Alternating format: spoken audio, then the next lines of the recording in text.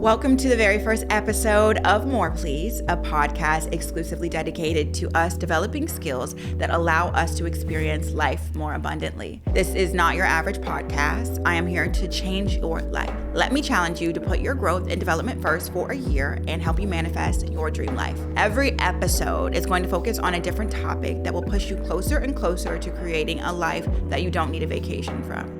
My mission is simple. I want us to be able to live a life so blessed that our cups overflow. But I do realize that there are things that we need to learn as well as unlearn to unlock our blessings. So I'm here to share all of the tools that I've gathered over the years with each and every one of you in hopes that we can all begin to confidently ask for more in every area of our life. This episode is centered around having the audacity to ask. Learning to ask with expectation is one of the most important skills that I feel like we can master in our lifetimes. So many of us don't even have the audacity to ask, whether it's because we're struggling with imposter syndrome, fear of rejection, trying to stay humble, or simply because no one has ever properly taught us how to manifest the experience that we want to bring into our lives.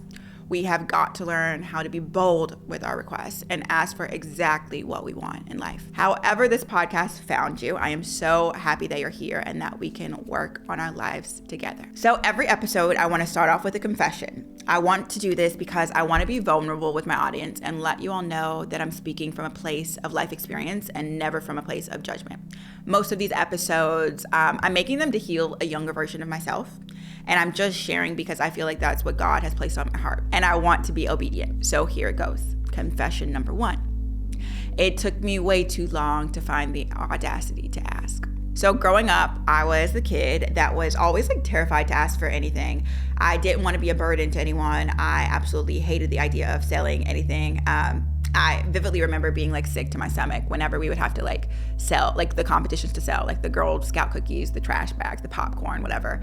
I hated the thought of being rejected. So I would always just have my older sister Bree sell both of our portions and I would just hide. And a lot of people were like, oh, what's the worst thing that can happen? They're just gonna say no. But for me, it wasn't even the no that was the scary part. It was the thought of the possible rejection, all the things that I would imagine were being thought about me and the feelings of unworthiness or imposter syndrome that I would just feel about myself. So I had already defeated myself before I could even ask the question. And I feel like that is what a lot of us are doing to ourselves now. So convincing ourselves that we don't deserve more before we've even asked, or allowing the possibility of rejections or failure to stop us from starting. Here's what woke me up. So most of you know that I have a 2-year-old daughter named Alora, and she was really my inspiration for starting this podcast because Alora always unapologetically asks for more, whatever she gets a chance. Everything is more please, mommy. More please, mommy. Mommy, more please. Which perfectly leads me to the first section of this podcast, the art of asking. It sounds so simple. Growing up, my mom would always say, you have not because you ask not. Ask and it is given. Just ask. What's the worst thing that can happen? So what is the art of asking and why do we struggle so hard to master it? So I define the art of asking as the ability to be able to ask directly for what you want with the expectation that it will happen. There are 3 simple steps. Number 1, be intentional with your ask. You have to get clear on exactly what you want. Number 2, you have to have the audacity to ask for it. Asking is vulnerable. Number 3, once you make your request, get out of your own way and have the expectation that it will be. So many of us, unfortunately, struggle with this because somewhere along the way, someone has told us that we are either greedy or we need to stay humble or we're not allowed to ask for more. Maybe it's because we come from a life that's already amazing. Maybe it's because there are kids in different countries that don't have, clothes on their back or food that they eat. The things that they've told us ever since we've grown up. You need to be grateful, right? We already have enough and we really should just be satisfied, right? But I have no idea where this scarcity mindset came from. But I know that it's a lie. So the whole entire point of this existence, in my opinion, is for us to be able to create. That is the gift of humanity. Each one of us has a unique perspective and based on our life experiences and preferences, and that makes our ask unlike any other person's in the world. So if it crosses our mind and we have a desire, then we're automatically qualified to pursue the dream and desire. So imposter syndrome is just when our old programming hasn't caught up to where our new reality is. So what we have to focus on is limiting the ideas in our mind that come to block our ask by creating resistance. So when you ask for something, you cannot have any doubt in your mind that it will manifest, or you're wasting your breath, because you have to ask with certainty that you'll be able to find what you're seeking. You cannot ask for something and feel unworthy to receive it, because the frequency of abundance will not be able to find you if you are still sending out a signal of lack. They don't just have to match. You have to raise your frequency to meet your ask. So here's what I've learned. Our only job is to ask, period. And that's it. And I think that's something that we struggle with, because we want to know the why, like the why, the how, how's it going to happen, when is it going to happen, all the details. It's not our job. So what I have learned is to trust in our higher power, to trust in the universe, and allow the universe to do their job. So we don't like people telling us how to do our job, and I am pretty sure they do not like us telling them how to do their job. We should be confident in our ability to bring things into our existence. Like, we are born creators. So if you ask for something, your job is to ask, put it out there, allow it to reach the ears of whichever, higher power that you subscribe to. Allow them to work and position things, because you guys also have to realize that the things that you're asking for are not always overnight successes. You might look up in 3 years from now, you might be accomplishing something that you wrote on your vision board in high school. There is no timeline. You can't be attached to things coming out a certain way and looking exactly how you played them out to look. Like, you asked for something, right? In a general essence. And then you allow things to line up in your favor. You allow things to maneuver and doors to open, right? Some people might be asking for a partner, but think about all that goes into creating this partner for you. You want them to be able to be emotionally mature. You want them to be able to see you for who you are. And you want them to have enough life experience to be able to accept you at the exact same time that you meet. And it has to be so perfect. Like, the way that people meet their partners, it's ordained from years and years and years in the making. So why are you trying to rush that timing? Why are you trying to control everything? You have to get out of your own way, because you need to allow the best thing to happen for you, not just the quickest, the fastest, the easiest, most convenient. No, you want the best that God has to offer for your life. So when it comes to having the audacity to ask, you have to be clear on what you want, but then you also have to relinquish control and get out of your own way, limit your resistance, because again, if you have this small picture of exactly what you want your life to look like, and you won't take anything outside of it, and then you keep wondering why blessings are missing you, it's because you're not asking right. And I do believe that there's a correct way to ask. You have to ask, and then you have to get out of your own way.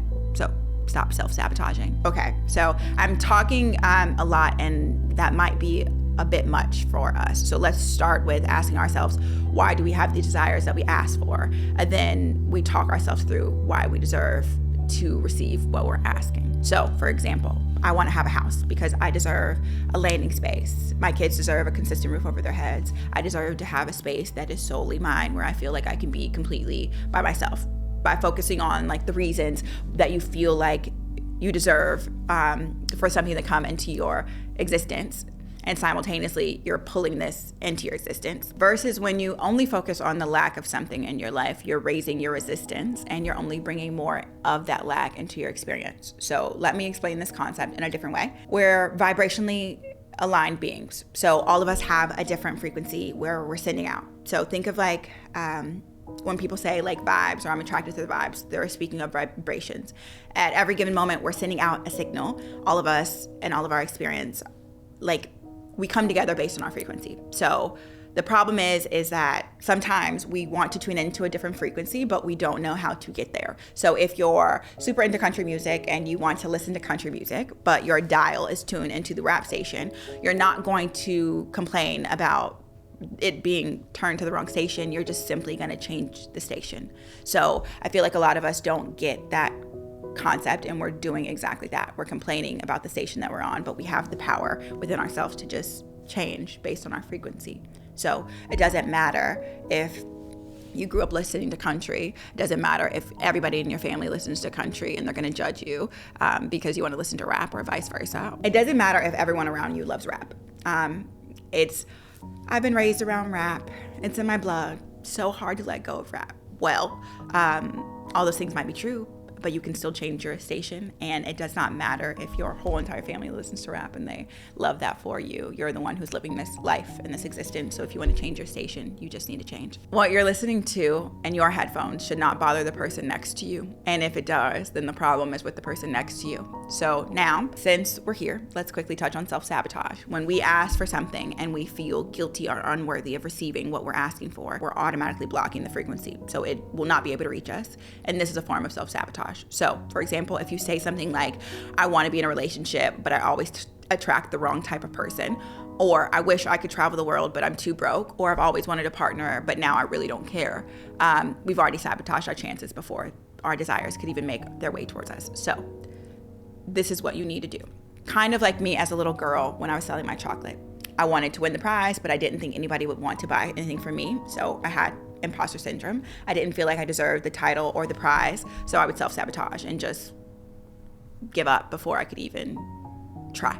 So the first thing that I had to learn was that I was worthy of asking. So I used this manifestation exercise where I would specifically write down my desires to a T and then explain why I deserve them. So, example, I want a new car because I deserve to have a reliable form of transportation to get to and from work. I want a promotion because I deserve to be rewarded for my hard work ethic. Make these sentences as simple as possible, something that you can't argue with or talk yourself out of. So even when you need to say, I want a vacation because I deserve to be happy, or we all deserve security and we have the right to happiness, you need to say these sentences and then don't stray from them, because if you can talk yourself out of it, the universe is not going to know what to send to you because you're going to be confused. So it doesn't matter what you're asking for, whether it's a new house, a new car, a relationship, or just peace within. When we tune into the station of abundance, blessings have no choice but to flow. So in conclusion, we've been wasting our time with self-doubt, self-doubt and self-sabotage for way too long. Our emotions are our guidance system, and if we have been feeling like there is more out there for us, it's probably because there is. So there is something bigger and better around every corner, always. All we have to do is unapologetically ask for what's ours and wait to receive our inheritance. I want us to evolve into becoming the best possible creators for our own lives that we can. I know that I live my dream life, and I just want the same for you. So I love you, and I'm happy that you're here. And I hope to see you on another episode of More Please.